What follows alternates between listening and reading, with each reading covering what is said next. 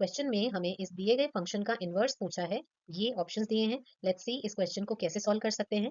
सबसे पहले तो हमें इस फंक्शन में दोनों तरफ लॉग अप्लाई करना होगा, वो भी 5 के बेस पे। Let's do that.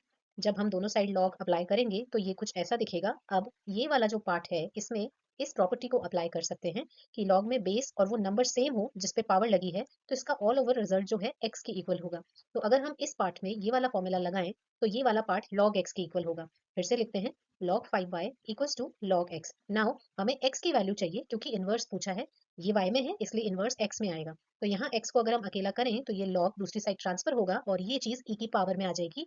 Next step में ये बनेगा x is equal to e to the power log 5y।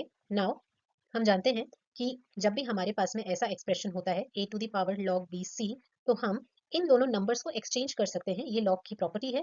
तो ये ऐसा भी लिखा जा सकता है, c यहाँ और a c की जगह। तो इस चीज को हम यहाँ अप्लाई करेंगे। ऐसा हम क्यों कर रहे हैं? क्योंकि x की वैल्यू जो है ये वाली, ये ऑप्शंस में से कहीं दिखाई नहीं दे रही है, इसलिए हम इसे चेंज कर रहे हैं।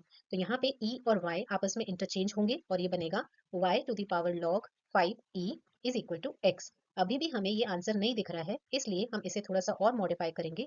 ये log 5e में अगर मैं बेस और इस नंबर को चेंज करना चाहूँ तो उस केस में ये वाला नंबर 1 के अपॉन में आ जाता है और ये कुछ ऐसा होता है, x is equal to Y log e 5। यहाँ पे हमने 5 और e को इंटरचेंज कर दिया और 1 के अपॉन में लिख दिया।